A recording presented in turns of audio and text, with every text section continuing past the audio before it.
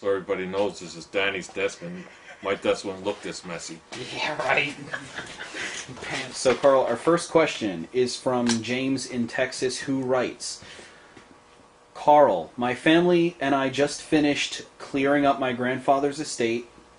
I uncovered his old CJ2A. He definitely hasn't run it in 15 years or more. I would like to use it around the property. What are the first things I should do? Well, the first thing, if you got it running and it runs, the first thing you got to do is put brakes on it. And if there was never no brakes on it for years and years, you just might as well put new wheel cylinders, master cylinder, probably the metal brake lines and the hoses, and just go through the whole thing, so that when you're done, you don't get nickel and dime to death with it. All right, what's next? What do you do after that? After the brakes? You know, also when you get it running, you have to check your oil, your antifreeze, and you know, you should go through the transmission transfer case and the front and back axles and check your oils in those, and your front knuckles, your steering box, and all that stuff. Grease it.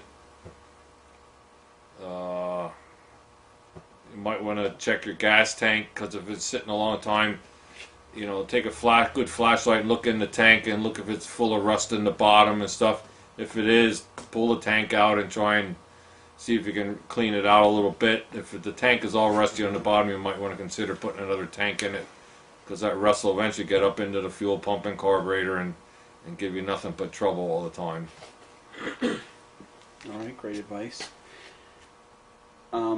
Lastly, after they take care of all those issues, what about electrical? I was just going to say that. You should take a look at all your wires and stuff under the dash, because that old cloth wire was woven over rubber, and usually the rubber is deteriorated by this time, and then the rubber and the cloth just falls off, and you have a lot of bare wires if all the wiring's original. And if that's the case, you don't have no choice but to put another harness in it. Carl, our next question comes from Bill in Virginia, and Bill writes, Carl, I would like to rebuild my Jeep's original distributor. I can't find any documentation about the bearings and other parts inside. Is that because it's Autolite? If so, what do I do?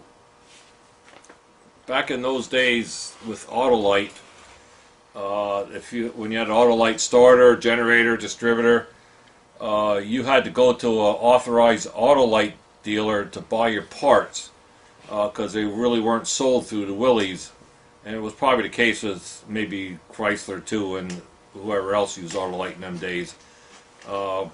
It seemed like this was more into the 40s. When you started getting into the 50s, then you started to see the Autolite parts that were actually on the distributor and the starter and generator actually in the Jeep parts book, and you could buy it through the regular Willys dealer. But in the early days, there was some kind of agreement or something set up that didn't happen. And Autolite used to have a lot of, especially in bigger towns and cities, they had their actual own distributors in those towns and stuff, and you were supposed to go to them to buy that stuff. The easiest way that I found, I don't get distributors rebuilt because they really cost a lot of money to get done and get done right. And but there are guys, if you look in Hemmings Motor News and stuff, that actually rebuild them, and them guys will have the parts, and probably some of them guys maybe even had stuff reproduced to fix those old distributors, because Jeep wasn't the only one that used Autolite distributors, or many other car companies used them, and so those parts are common between a lot of those different car companies. It's costly to do because it's very time consuming to do them, and so they cost a lot. If you really want to keep your original Autolite in, you almost don't have a choice but to get it rebuilt. But if you're not really so much worried about that, you know, we do sell replacement distributors. We have electronic ones on 12 volts. Regular points distributors, still you can use them on 6 or 12 volts. It don't matter. And the distributors look close enough that most of the people would never know the difference.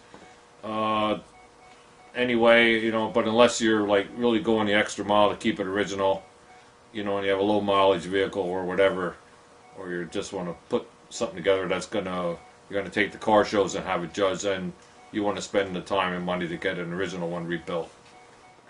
Make sure you buy all your parts from me.